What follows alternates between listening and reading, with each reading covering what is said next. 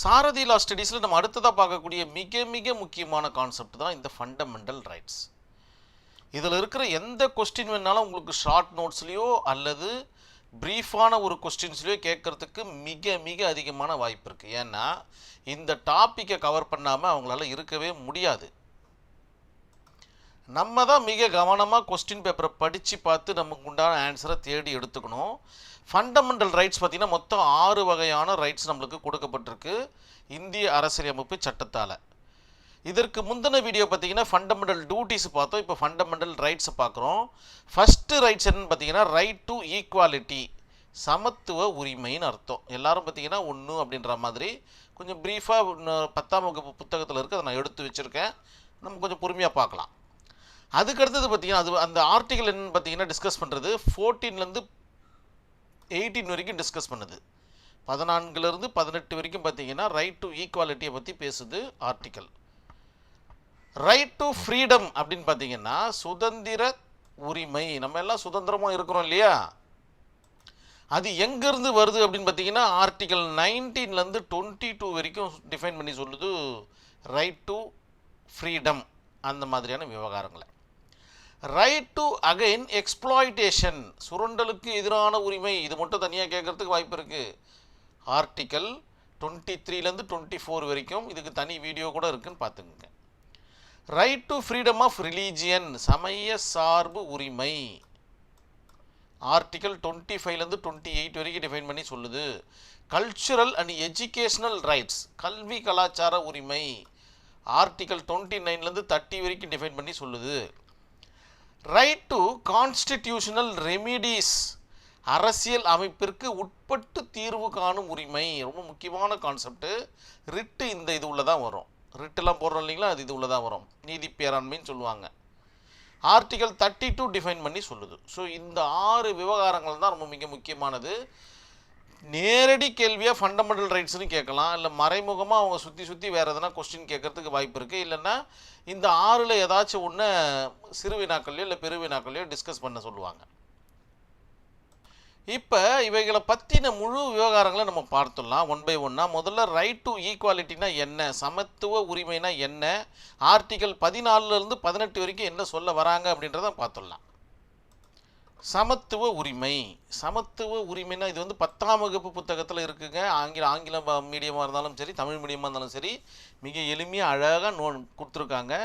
இந்த இடத்துல பள்ளி கல்வித்துறைக்கு நன்றி செலுத்த நம்ம எல்லாருமே கடமைப்பட்டிருக்கோம். எவ்வளோ அழகாக கொடுத்துருக்காங்க பாருங்கள், ஒன் பை ஒன்னாக. அதாவது இப்படி தான் இருக்கணும் ஒரு புக்குன்னா. சரி, ஓகே, ரைட்டு. சமத்துவ உரிமை அப்படின்னா என்ன? Right to equality. பிரிவு 14 என்ன சொல்லுதுன்னா சட்டத்தின் முன் அனைவரும் சமம். ஓகேவா? 1. பிரிவு 15 என்ன சொல்லுது? மதம், இனம், ஜாதி, பாலினம் மற்றும் பிறப்பிடம் இவற்றின் அடிப்படையில் பாகுபாடுபடுத்துவதை தடை செய்யணும். இது என் ஊர், உள்ளே வந்தோன்னா அவள் தான் உனக்கு, இந்த மாதிரிலாம் பேசக்கூடாது. இந்த மாதிரியான விவகாரங்கள்லாம் பார்த்தீங்கன்னா இந்த விஷயம் சொல்லுது. நீ பெண்ணு, நான், இந்த மாதிரியான விவகாரங்களை பற்றி பேசக்கூடாது. இனத்தை மென்ஷன் பண்ணி பேசக்கூடாது, மதத்தை மென்ஷன் பண்ணி பேசக்கூடாது, சாதியை மென்ஷன் பண்ணி பேசக்கூடாது. ஸோ இது எல்லாமே தடை செய்யப்பட்டுள்ளது அப்படின்றத ஞாபகம் வச்சுக்கிங்க. ஆர்டிகல் 15 பிரகாரம், ஆர்டிகல் 15 மட்டுமே ஒரு கொஸ்டினாக கேட்குறாங்க, ஆர்டிகல் 14 மட்டுமே ஒரு கொஸ்டினாக கேட்குறாங்க. உங்களுக்கு தனித்தனியாலாம் பார்த்தீங்கன்னா தெளிவாலாம் கேட்க மாட்டாங்க, சூட்சமத்தோடு தான் கொஸ்டினை கேட்பாங்க. நம்ம தான் புரிஞ்சு எழுதணும். ஆர்டிகல் 16 என்ன சொல்லுது அப்படின்னு பார்த்தீங்கன்னா பொது வேலை வாய்ப்பில் சம வாய்ப்பளித்தல், பப்ளிக் சர்வீஸ் கமிஷன்லாம் இருக்குது பார்த்தீங்களா, அதனால தான் கோட்டான்ற கான்செப்ட் வந்திருக்கு. இவர்களுக்கு ஆக்சுவலாக இதில் இனமெல்லாம் பாகுபாடு காமிக்கக்கூடாதுன்னு சொல்லிட்டான். 16ல் என்ன சொல்லிட்டாங்கன்னு பார்த்தீங்கன்னா பொது வேலை வாய்ப்புகளில் சம வாய்ப்பு கொடுக்கணும் அப்படின்ற மாதிரி. இவர்களுக்கு இந்த கோட்டா, அவர்களுக்கு அந்த கோட்டா. ஏன்னா நம்மளுடைய நாடு அந்த மாதிரியான நாடு, பன்முகத்தன்மை கொண்ட நாடு என்பதனால தான் இந்த ஆர்டிகல் 16 மட்டுமே டிஃபைன் பண்ணி கேட்பாங்க. நல்லா நோட் பண்ணிக்கிங்க, நீங்கள் தான் ப்ரீஃபாக எழுதணும். ஆர்டிகல் 17 என்ன சொல்லுதுன்னா தீண்டாமையை ஒழித்தல், ஜாதிய காரணம் காட்டி அவர்களை பார்த்தீங்கன்னா ஒதுக்குறது, இந்த மாதிரியான விவகாரங்களை இது டிஸ்கஸ் பண்ணுது. ஆர்டிகல் 18 என்ன சொல்லுதுன்னா இராணுவ மற்றும் கல்விசார் பட்டங்களை தவிர மற்ற பட்டங்களை நீக்குதல்னு சொல்கிறாங்க. தேவையில்லாத பட்டங்களை சூட்டிக்கக்கூடாது, படிச்சுட்டு வேணால் பட்டம் வாங்கிக்கோ, சம்பந்தம் இல்லாத பட்டங்களை சூட்டிக்கக்கூடாது விடிவெள்ளியே, இந்த மாதிரி நீதிமானே. அடுத்தது சுதந்திர உரிமை, கொஞ்சம் கொஞ்சம் பெருசாக போகும் வீடியோ பார்த்துக்குங்க. ரைட் டு ஈக்குவாலிட்டி பிரிவு 19 என்ன சொல்லுதுன்னு பார்த்தீங்கன்னா ரொம்ப முக்கியமான பிரிவுங்க. இது நல்லா நோட் பண்ணி வச்சுங்க. இதெல்லாம் தெரியாமல் கண்டிப்பாக இந்தியன் கான்ஸ்டிடியூஷனை எக்ஸாம் எழுதுறதுக்கு போகாதீங்க. ஏன்னா இதுதான் ரொம்ப ரொம்ப முக்கியமான. இந்த பிரிவு 19 பார்த்தீங்கன்னா உங்களுக்கு மீடியா லா வரைக்கும் உங்களுக்கு ஹெல்ப் பண்ணும். அதனால் தெளிவாக வச்சுக்கிங்க. பேச்சுரிமை, கருத்து தெரிவிக்கும் உரிமை, அமைதியான முறையில் கூட்டம் கூடுவதற்கான உரிமை, சங்கங்கள் அமைப்புகள் தொடங்கும் உரிமை, இந்திய நாட்டிற்குள் விரும்பிய இடத்தில் வசிக்கும் மற்றும் தொழில் செய்யும் உரிமை. எவ்வளோ முக்கியமான ஒரு கான்செப்ட் பாருங்கள். கிட்டத்தட்ட எல்லாத்தையுமே இது டிஸ்கஸ் பண்ணுது ஆர்டிகல் 19. நீங்கள் பிஸ்னஸ் பண்ணணுன்னாலும் சரி, பேசணுன்னாலும் சரி, உங்களுடைய கருத்தை தெரிவிக்கணும்னாலும் சரி. இப்போ பாருங்கள், நான் உங்களுக்கு முன்னாடி பேசிகிட்டு இருக்கேன். எதை பேஸ் பண்ணி பேசிகிட்டு இருக்கேன். இல்லைன்னா என்ன பண்ணுவாங்க, பேசணுன்னா அவள் தான் உனக்கு அப்படின்வாங்க. எனக்கு யார் ஹெல்ப் பண்ணுறாங்க அப்படின்னு பார்த்தீங்கன்னா ஆர்டிகல் 19 எனக்கு இந்த இடத்துல ஹெல்ப் பண்ணிகிட்ருக்கு. அதே அதாவது ஏதோ ஒன்று என்னுடைய சிறு கருத்துக்களை நம்ம இந்த இடத்துல பதிய வைக்கிறோம் இல்லைங்களா, அந்த ஒரு மீடியா மூலயமா. அந்த ஒரு கான்செப்டை யார் ஏற்படுத்தி கொடுத்தது அப்படின்னு பார்த்தீங்கன்னா ஆர்டிகல் 19 தான் இந்த இடத்துல ஏற்படுத்தி கொடுக்குது. என்ன ஒரே ஒரு விஷயம் சொல்லுதுன்னா, அது வந்து லீகல் பைண்டப்பாக இருக்கணும். சம்பந்தம் இல்லாத பேசி மக்களை குழப்பக்கூடாது, சட்டத்தோடு உட்பட்டு இருக்கணுன்றது மட்டும்தான் ஒரே ஒரு கான்செப்ட்டு. இந்திய அரசியலமைப்பு சட்டம் எதிர்பார்க்கறது இது ஒன்று மட்டும்தான். சரி, புரிஞ்சிருக்கும்னு நினைக்கிறேன். ஆர்டிகல் 20 என்ன சொல்லுதுன்னு பார்த்தீங்கன்னா, குற்றம் சாட்டப்பட்ட நபர்களுக்கான உரிமை மற்றும் தண்டனையில் இருந்து பாதுகாப்பு பெறும் உரிமை. இதன் அடிப்படையில் தான் பார்த்தீங்கன்னா நம்ம பெயில் எடுக்கிறோம், அவர் அக்யூஸ்டா இல்லையான்றதை முன்கூட்டியே பேசுகிறோம், போலீஸ் ஸ்டேஷனில் போயிட்டு பல விவகாரங்களை டிஸ்கஸ் பண்ணுறோம். இந்த ஆர்டிகல் 20 தான். ஆர்டிகல் 21 என்ன சொல்லுது அப்படின்னு பார்த்தீங்கன்னா, வாழ்க்கை மற்றும் தனிப்பட்ட சுதந்திரத்தை பாதுகாப்பு பெறும் உரிமை. நம்மளுடைய வாழ்க்கை தனிப்பட்ட சுதந்திரத்தோடு இருக்கணும்னா ஆர்டிகல் 21 மிக ஹெல்ப்ஃபுல்லாக இருக்குது. இது மட்டுமே கொஸ்டினாக கேட்குறதுக்கு வாய்ப்பு இருக்குது. ஆர்டிகல் 21A அப்படின்னு பார்த்தீங்கன்னா, இது வந்து இந்த ஏன்ற கான்செப்ட்லாம் வந்துச்சுன்னா அமெண்ட்மெண்ட்டுன்னு அர்த்தம். ஸோ இதுக்கு முன்னாடி, அதாவது இந்திய அரசியலமைப்பு சட்டம் இயற்றப்படும் போது இந்த ஆர்டிகல் இருந்திருக்காது. தேவைப்படும் போது அப்பப்போ அமெண்ட்மெண்ட் பண்ணிக்கலான்ற கான்செப்டில் அமெண்ட்மெண்ட் பண்ணது. தொடக்க கல்வி பெறும் உரிமை, இதில் தான் அந்த ஆர்டிஇ அப்படின்ற கான்செப்ட்லாம் வருது.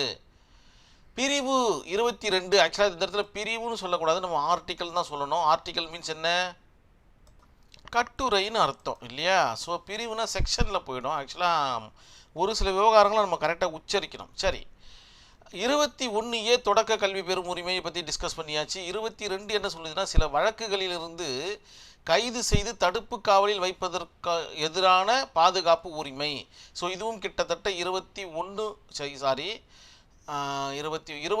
மாதிரியான கான்செப்ட் தான். சரிங்களா, ஒரு சில வழக்குகளை கைது செய்து தடுப்பு காவலில் வைப்பதற்கு எதிரான உரிமை. கொஸ்டின்ஸ் நீங்கள் ரைஸ் பண்ணலாம், என்னையா வைக்கிறீங்க, அந்த மாதிரியான விவகாரங்கள் இது டிஸ்கஸ் பண்ணும். மிக மிக முக்கியமான ஒரு கான்செப்ட், சுரண்டலுக்கு எதிரான உரிமை. எல்லாரும் பார்த்தீங்கன்னா இதில் மிக கஷ்டப்பட்டுட்டு இருக்காங்க. ஆர்டிகல் 23 என்ன சொல்ல வருதுன்னா, கட்டாய வேலை, கொத்தடிமை முறை மற்றும் மனிதத்தன்மையற்ற வியாபாரத்தை தடுத்தல். ஏமாற்றி ஒரு சாரர் பொழைச்சிக்கிட்டே இருப்பாங்க. ஒரு நபரை பார்த்தீங்கன்னா, ஒரு நபரையோ இல்லை ஒரு குழுவையோ இல்லை ஒரு சமுதாயத்தையோ சுரண்டி அவங்க பொழைச்சிட்டு இருப்பாங்க. ஸோ இதுதான் பார்த்தீங்கன்னா சுரண்டலுக்கு எதிரான உரிமை. கட்டாய வேலை கண்டிப்பாக ஏற்படுத்தி கொடுக்கக்கூடாது. கொத்தடிமை முறை ஒழிக்கப்பட்டு விட்டது. ஸோ இந்த மாதிரியான விவகாரங்கள் பேசுகிறது தான் ஆர்டிகல் 23. மிக மிக முக்கியமானது. ஒவ்வொன்றும் ஞாபகம் வச்சுக்கிங்க.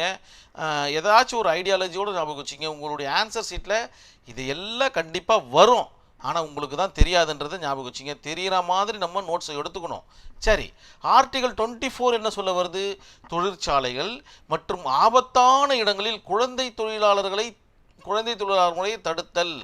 ஆக்சுவலாக இந்த குழந்தை தொழிலாளர்கள் முறைன்றது பார்த்திங்கன்னா அது அபாலிஷ் செய்யப்பட்ட ஒன்று தான், தடை செய்யப்பட்ட ஒன்று தான். ஏன்னா ஆர்டிக்கல் 21A தொடக்க கல்வி பெறும் உரிமை வந்துச்சு, ஆர்டி வந்துச்சு. 6 முதல் 14 வயது வரை கொண்ட அந்த குழந்தைகள் கண்டிப்பாக படித்தே ஆகணும் அப்படின்ற மாதிரி கொண்டு வந்துட்டாங்க. இதற்கு முன்னாடி இந்த மாதிரியான விவகாரங்கள் இருந்திருக்கு. தொழிற்சாலைகளில் குழந்தைகளை வேலை செஞ்ச ஒரு விவகாரங்கள் இருந்திருக்கு. அதற்குண்டான கான்செப்ட் தான் இந்த ஆர்டிகல் 24.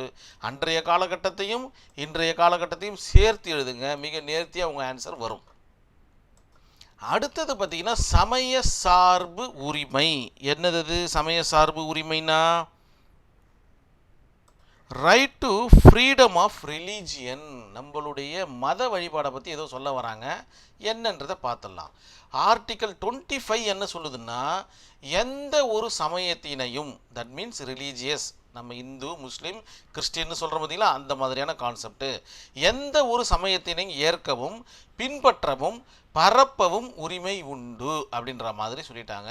அது மட்டும் இல்லாமல் இந்த கான்செப்ட் பார்த்திங்கன்னா ஸ்டேட் லிஸ்ட்டில் இருக்கிறதுனால அவர்கள் என்னென்ன சொல்கிறாங்களோ அதுக்கு தகுந்த மாதிரி நடந்துக்கணுன்றதையும் ஞாபகம் வச்சுக்கிங்க. ஆர்டிக்கல் 25ல் சமய right to freedom of religion சொல்லப்பட்டிருந்தாலும் இதனுடைய கான்செப்ட் ஸ்டேட் லிஸ்ட்டில் இருக்குதுன்றது நினைவில் வச்சுக்கிங்க. அதனால் இதில் அவங்க என்ன தடை போட்டிருந்தாங்களாவோ இல்லை ஏற்றுக்கொண்டிருந்தாங்களோ அதன் பிரகாரம் தான் நம்ம நடந்துக்கணும். இப்போ பார்த்தீங்கன்னா ஒரு சமயத்தை பார்த்திங்கன்னா பரப்பதற்கு உண்டான உரிமை அந்தளவுக்கு பெருசாக தடை செய்யப்பட்டிருக்கு. ஸோ இந்த மாதிரியான விவகாரங்கள் செய்யக்கூடாது அப்படின்ற மாதிரி. சரி, ஆர்டிக்கல் 26 என்ன சொல்லுதுன்னா, சமய விவகாரங்களை நிர்வகிக்கும் உரிமை. இந்த மாதிரி சங்கங்களை வச்சுக்கிட்டு ஒரு இது மாதிரி பண்ணிக்கிட்டு ஒரு கோவிலுக்கு உண்டான தர்மகத்தை, இந்த மாதிரியான கான்செப்ட்லாம். ஆர்டிக்கல் 27 என்ன சொல்லுதுன்னா, எந்த ஒரு மதத்தையும் பரப்புவதற்கான வரி செலுத்துவதற்கு எதிரான சுதந்திரம். மதத்திற்கு கான்செப்டாக வரி டேக்ஸ்லாம் வந்து பார்த்திங்கன்னா செலுத்தக்கூடாது அப்படின்ற கான்செப்டை சொல்லுது இந்த ஆர்டிகல் 27. ஆர்டிகல் 28 எல்லாமே பார்த்திங்கன்னா மதம் சார்ந்த விஷயத்தை தான் சொல்லுது பாருங்கள். சமய சார்பின்மை உரிமை, right to freedom of religion, இதை பற்றி தான் சொல்லுது. ஆர்டிகல் 28 என்ன சொல்லுது அப்படின்னு பார்த்திங்கன்னா, மதம் சார்ந்த கல்வி நிறுவனங்களில் நடைபெறும் வழிபாடு மற்றும் அறிவுரை நிகழ்வுகளில் கலந்து கொள்ளாமல் இருப்பதற்கான உரிமை. ஒரு சில மதம் சார்ந்த ஸ்கூலோ காலேஜோ இருக்குது, அவங்க வைக்கிற அந்த அவர்களுடைய மதத்திற்கான ஒரு கான்செப்டை ஒரு கலாச்சாரத்தோடு ஒரு இதுவாக வைக்கிறாங்கன்னா, ஒரு ஸ்டேஜில் ப்ரோக்ராமாக வைக்கிறாங்கன்னா அதில் கலந்துக்கணும்னு அவசியம் கிடையாது மற்ற மதத்தினர். அப்போ அவர்களை கேட்க முடியாது, ஏன்ப்பா நீ நான் இவ்வளோ தூரம் படிக்கிறீங்க, நீங்கள் ஏன் கலந்துக்கல, எங்களுடைய மதம்னா உங்களுக்கு அவ்வளோ இது, அப்படிலாம் கேட்கக்கூடாதுன்றத ஒரு விஷயத்தை தான் ஆர்டிகல் 28 டிஸ்கஸ் பண்ணி சொல்லுது. 5வது உரிமையை, மொத்தம் 4 உரிமைகளை பார்த்துட்டோம். இப்போ 5வது உரிமையை பற்றி பார்த்துட்ருக்கோம். கல்வி மற்றும் கலாச்சார உரிமை, cultural and educational right. Article 29 என்ன சொல்ல வராங்க, சிறுபான்மையினரின் எழுத்து மொழி மற்றும் கலாச்சார பாதுகாப்பு. இதெல்லாம் இருக்கணுங்க, கண்டிப்பாக இருந்தால் மட்டும்தான் நம்மளுடைய நாடு நல்லபடியான வளர்ச்சி அடையும். ஆர்டிகல் 30 என்ன டிஸ்கஸ் பண்ணுது, சிறுபான்மையினரின் கல்வி நிறுவனங்களை நிர்வகிக்கும் உரிமை. அவர்கள் பார்த்தீங்கன்னா கல்வி நிறுவனங்களை நிர்வகிக்கலாம் அப்படின்ற மாதிரியும் சொல்லப்பட்டிருக்கு. ஆர்டிக்கல் 30ல் 2 கான்செப்ட் மட்டும் தான் டிஸ்கஸ் பண்ணியிருக்காங்க. கல்வி மற்றும் கலாச்சார உரிமையில், ரைட் டு எஜுகேஷ்னல் ரைட்ஸில். அடுத்ததாக பார்க்கக்கூடியது நம்மளுடைய கான்செப்ட், அரசியல் அமைப்பிற்கு உட்பட்டு தீர்வு காணும் உரிமை. ஆர்டிக்கல் 32 பார்த்திங்கன்னா டிஃபைன் பண்ணி சொல்லுது, தனிப்பட்டவரின் அடிப்படை உரிமைகள் பாதிக்கப்படும் பொழுது நீதிமன்றத்தை அணுகி உரிமையை பெறுதல். அருமையான ஒரு ஆர்டிக்கல் தான் 32. ஆக்சுவலாக பார்த்திங்கன்னா டாக்டர் அம்பேத்கரை ஒரு இன்டர்வியூ எடுக்கும்போது உங்களுக்கு எந்த ஆர்டிக்கல் பிடிக்கும் அப்படின்னு கேட்கும்போது இதை வந்து ஹார்ட் அப்படின்ற மாதிரி சொல்லியிருக்காரு. இந்திய அரசியலமைப்பின் இதயம் வந்து ஆர்டிகல் 32ன்ற மாதிரி சொல்லியிருக்காரு. காரணம் என்னென்னா, அரசியல் அமைப்பிற்கு உட்பட்டு தீர்வு காணும் உரிமை. தனிப்பட்டவரின், ஒரு தனி மனிதனாக இருக்கட்டும், அவருடைய அடிப்படை உரிமைகள் பாதுகாக்கப்படும் போது, இந்த 6 அடிப்படை உரிமைகளும் பாதிக்கப்படும் பொழுது நீதிமன்றத்தை அணுகி உரிமையை பெறுதல், என்னுடைய உரிமையை எனக்கு கொடுங்க அப்படின்னு சொல்லக்கூடிய மிக முக்கியமான ஒரு ஆர்டிகல் தான் இந்த 32. ரைட் டு கான்ஸ்டிடியூஷனல் ரெமிடிஸ்ன்னு சொல்லுவாங்க. அது என்னன்றதை கொஞ்சம் பிரீஃபாக பார்த்துடலாம். வந்தாச்சு. சரி, அரசியல் அமைப்பிற்கு உட்பட்டு தீர்வு காணும் உரிமை அப்படின்னா right to constitutional remedy. Article 32 define பண்ணி சொல்லுது. அப்படியே லைட்டாக படிச்சிடறோம் பாருங்களேன். நீதிமன்ற முத்திரையுடன் நீதிமன்றத்தால் வெளியிடப்படும் கட்டளை அல்லது ஆணை நீதி பேராணை எனப்படும். நீதி பேராணை தான் இந்த இடத்துல ரிட்டுன்னு சொல்கிறோம். நம்ம WRIT ரிட் பெட்டிஷன் கேள்விப்படுவாங்க. இந்த ஹேபியஸ் கார்பஸ் இந்த மாதிரியான கான்செப்ட் தான். இது நல்ல ஃபெமிலியரான ஒரு ரிட் அது. ஓகேங்களா. இது சில சட்டங்களை நிறைவேற்றாமல் தடை செய்ய, எதனா ஒரு சட்டங்கள் போட்டாங்கன்னா அதை நிறைவேற்றாமல் தடை செய்யறதுக்கு நீதிமன்றத்தால் வெளியிடப்படும் ஆணையாகும். உச்ச நீதிமன்றம், நல்லா நோட் பண்ணிக்கிங்க, உச்ச நீதிமன்றம் மற்றும் உயர் நீதிமன்றங்களுக்கு மட்டுமே இந்த நீதி பேராணையை கையாளும் அதிகாரம் பெற்றுள்ளன அப்படின்றது ஞாபகம் வச்சுக்கிங்க.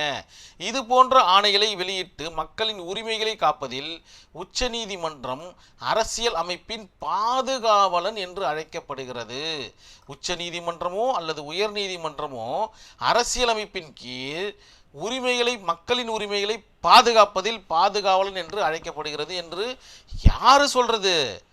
டாக்டர் அம்பேத்கர் கூற்றின்படி அரசியலமைப்பு பிரிவு, அதாவது அரசியலமைப்பு ஆர்டிகல் 32 இந்திய அரசியலமைப்பின் இதயம் மற்றும் ஆன்மா என்கிறார். இதுதான் கான்செப்ட். நோட் பண்ணி எழுதிக்கிங்க. ஃபஸ்ட்டு ஒன்று பார்த்தீங்கன்னா எல்லாருக்கும் தெரிஞ்ச விஷயந்தான் ஹேபியஸ் கார்பஸ். நிறைய படங்களில் நிறைய பார்த்துருப்போம். ஆட்கொணர்வு மனு அப்படின்ற மாதிரி சொல்லுவாங்க. சட்டத்திற்கு புறம்பாக ஒருவரை கைது செய்வதிலிருந்து இது பாதுகாக்கிறது. அது மட்டும்தானா, ஒருவர் காணாமல் போயிட்டாரு அப்படின்னாலும் நம்ம தேடுவோம். அவங்க ரெண்டு மூணு நாள் தேடுறாங்கன்னா டக்குன்னு நம்ம ரிட் பெட்டிஷன் போட்டோம்னா ஆனரபிள் சுப்ரீம் கோர்ட்டோ இல்லை ஹைகோர்ட்டோ டைரக்ஷன் கொடுத்துச்சுன்னா கடகடன்னு தேட ஆரம்பிப்பாங்க காவல்துறையினர். அது மட்டும் இல்லாமல் சட்டத்திற்கு புறம்பாக ஒருத்தரை கைது செஞ்சு உள்ளே வச்சாங்கன்னா உடனே நம்ம ரிட்டு போட்டோம்னா அவர்களை பார்த்திங்கன்னா கோர்ட்டில் எடுத்துகிட்டு வந்து சப்மிட் பண்ணிவிட்டு ஆஸ் பர் லீகலாக கான்செப்டில் ரன் ஆகிட்டுருக்கும். இதெல்லாம் லேட்டஸ்ட் நியூஸில் நீங்கள் பார்த்துக்கிட்டே இருக்கிற விஷயங்கள் தான். அதுக்கப்புறம் பார்த்திங்கன்னா மேண்டமஸ், ரிட் ஆஃப் மேண்டமஸ், கட்டளையுறுத்தும் நீதி பேராணை. மனுதாரர் சட்ட உதவியுடன் தனது மனு தொடர்பான பணியினை சம்பந்தப்பட்ட துறையிலிருந்து நிறைவேற்றி கொள்ள முடியும். ஒரு பட்டா கேட்குறீங்க, அப்படியே உங்களுடைய பெட்டிஷனை பார்த்தீங்கன்னா அவங்க கிடப்பில் போட்டுடுறாங்க, கண்டுக்கவே மாட்டேங்கிறாங்க. நீங்களும் போகிறீங்க வரீங்க பேசுகிறீங்க, இதோ பார்த்துட்றோம் அதோ பார்த்துட்றேன்றாங்க. ரிட் ஆஃப் மேண்டமஸை போட்டு ஒரே ஒரு டைரக்ஷனை வாங்குங்க, உங்களுடைய பெட்டிஷன் அப்படியே பறக்கும். என்ன பிரச்சனைன்றதை டக்குன்னு சொல்லுவாங்க, ஓகேனா டக்குன்னு பட்டா கொடுப்பாங்க. ஸோ அந்தளவுக்கு power article 32. Writ of prohibition, தடையுறுத்தும் நீதி பேராண்மை. ஒரு கீழ் நீதிமன்றம் தனது சட்ட எல்லையை தாண்டி செயல்படுவதை தடுக்கிறது. ஆக்சுவலாக ரிட்டுக்கு 2 ஜூரிசேஷன் தான் கொடுத்துருக்காங்க. ஒன்று பார்த்தீங்கன்னா சுப்ரீம் கோர்ட்டுடைய ஜூரிசேஷன், இன்னொன்று பார்த்தீங்கன்னா ஹைகோர்ட்டு ஜூரிசேஷன். இது அப்படியே நீங்கள் டிஸ்ட்ரிக்ட் கோர்ட்டில் கொண்டு வர முடியுமா? முடியாது. இன்கேஸ், நான் ஒரு எக்ஸாம்பிளுக்கு தான் சொல்லிட்டு இருக்கேன், கண்டிப்பாக வராது. இன்கேஸ் டிஸ்ட்ரிக்ட் கோர்ட்டில் இந்த மாதிரியான விவகாரங்களை கையாண்டாங்கன்னா அது எல்லையை தாண்டி செயல்படுவதாக அர்த்தம். அதனால் உடனே பார்த்திங்கன்னா ஆனரபிள் சுப்ரீம் கோர்ட்டோ அல்லது ஹைகோர்ட்டோ தலையிட்டு அவங்கள கண்டிக்கிறதுக்கு உண்டான வாய்ப்புகள் இருக்குது. இது ஒரு சின்ன எக்ஸாம்பிள் தான். நிறைய விஷயங்கள் இருக்குது. அதாவது அவர்களோட ஜூரிசேஷன் இல்லாமல் அவங்க வழக்கை எடுத்து நடத்துவாங்க. நீதிபதி பார்த்திங்கன்னா பயாஸோட ஒரு வழக்கை நடத்துவார். ஸோ இந்த மாதிரியான விவகாரங்கள்லாம் பார்த்திங்கன்னா தடை செய்யப்பட்டுள்ளதுன்றதை ஞாபகம் வச்சுக்கிங்க. ரிட் ஆஃப் செஸ்டாரரி அப்படின்னா என்னன்னு பார்த்தீங்கன்னா ஆவண கேட்பு பேராண்மை. இங்கே பாருங்கள், உயர்நீதிமன்றம் ஆவணங்களை நியாயமான பரிசீலனைக்கு தனக்கோ மீன்ஸ் என்ன, இந்த இடத்துல உயர்நீதிமன்றம் தான் டிஸ்கஸ் ஆகுது, தனக்கோ அல்லது உரிய அதிகாரிக்கோ சம்பந்தப்பட்ட அதிகாரிகளுக்கோ அனுப்ப செய்யும் கீழ் நீதிமன்றங்களுக்கு இடும் ஆணை. ஒரு டிஸ்ட்ரிக்ட் கோர்ட் இருக்குது, டிஸ்ட்ரிக்ட் கோர்ட்டில் வழக்கு நடந்துட்டுருக்கு, இதை பற்றின டிஸ்கஸ் எங்களுக்கு தேவைப்படுது, இப்போ ஏதோ ஒரு வழக்கை நாங்கள் நடத்திட்டுருக்கோம், இதுவும் சிமிலராக இருக்குது அப்படின்னா இந்த பண்டலை அனுப்புங்க அப்படின்னு ஆனரபிள் ஹைகோர்ட்டு கேட்டால் இவங்க அனுப்பணும் ஒன்று. ஸோ இந்த வழக்கை பரிசீலனைக்கு எடுத்துப்பாங்க, இல்லை ரெண்டுத்தையும் பைன் பண்ணி அவங்க எதனா ஒன்று ஐடியா பண்ணுறதுக்கு வாய்ப்பு இருக்குது. அதே போல் சம்பந்தப்பட்ட அதிகாரிகளுக்கும் அனுப்புறதுக்கு இந்த ஒரு விஷயத்தில் செம்மைப்படுத்தப்பட்டுள்ளது. உயர்நீதிமன்றம் ஆவணங்களை நியாயமான பரிசீலனைக்கு தனக்கோ அல்லது உரிய அதிகாரிக்கோ அனுப்ப செய்யும் கீழ் நீதிமன்றங்களுக்கு இடும் ஆணை. ஆக்சுவலாக அவங்க பார்த்தீங்கன்னா இதற்கு ஆணை இடுறாங்க, செஸ்டாரரி அப்படின்ற கான்செப்ட். சிம்பிளாக தமிழில் மிக அற்புதமாக இருக்குது. ஆவண கேட்பு பேராணை, ஏதோ ஒரு ஆவணத்தை கேட்குறாங்க, அது மட்டும் ஞாபகம் வச்சுங்க. கியூ வாரண்ட்டு அப்படின்னா என்னென்னா தகுதி முறை வினவும் நீதி பேராண்மை. இப்பேராண்மை சட்டத்திற்கு புறம்பாக தகாத முறையில் அரசு அலுவலகங்களை கைப்பற்றுவதை தடை செய்கிறது. ஆக்சுவலாக பார்த்தீங்கன்னாங்க, ஒரு அரசு அலுவலகங்கள் இருக்குது. அந்த அரசு அலுவலகத்தில் இருக்கக்கூடிய கான்செப்டில் ஏதாச்சும் உங்களுக்கு ஒரு தேவைப்படுற கொஸ்டின்ஸ் வேணும் அப்படின்னும் போது அவர்களை கேட்கலாம். அந்த மாதிரியும் கான்செப்டில் இந்த கியூ வாரண்ட்டோ நம்ம யூஸ் பண்ணிக்கலாம். அரசு அலுவலகங்கள் கைப்பற்றுவதை தடை செய்கிறதுன்னா எனக்கு ஒன்றும் புரியல. எனக்கு அதற்கு முன்னாடி இருக்கிற வார்த்தையை படிக்கும்போது ஓரளவுக்கு புரியுது. தகாத முறையில் அரசு அலுவலகத்தை கைப்பற்று, அதாவது தேவையில்லாத போயிட்டு ஒரு குரூப்பாக போயிட்டு அரசு அலுவலகங்களை வேலை செய்யாமல் பண்ணுறது, இந்த மாதிரியான கான்செப்ட்லேருந்து வெளில வர்றதுன்னு நான் நினைக்கிறேன். இதை பற்றின தனி வீடியோ வேறு நம்ம சேனலில் இருக்குது, பார்த்துக்குங்க. 5 ரிட்டும் பார்த்திங்கன்னா தெளிவாக இருக்கும், அதை நீங்கள் பார்த்துங்க. தமிழில் தான் இருக்குது. கண்டிப்பாக இந்த வீடியோ உங்களுக்கு அண்டர்ஸ்டாண்டபுளாக இருந்திருக்கும்னு நினைக்கிறேன். ஏன்னா மிக அழகு தமிழில் இங்கே தொகுக்கப்பட்டு கொடுத்துருக்கு பள்ளி கல்வித்துறை. அதற்கு மறுபடியும் நம்ம நன்றி செலுத்த கடமைப்பட்டிருக்கோம். ஏன்னா இவ்வளோ அழகாக தமிழில் படிக்கிறதுன்றது ரொம்ப அருமையான ஒரு கான்செப்டும் கூட. சரி, இந்த வீடியோவை நான் இதோட கம்ப்ளீட் பண்ணிக்கிறேன். ஏன்னா நேரம் அதிகமாக ஓடிக்கிட்டே இருக்குது, போர் அடிக்கும் பார்க்குறதுக்கு. நன்றி, வணக்கம்.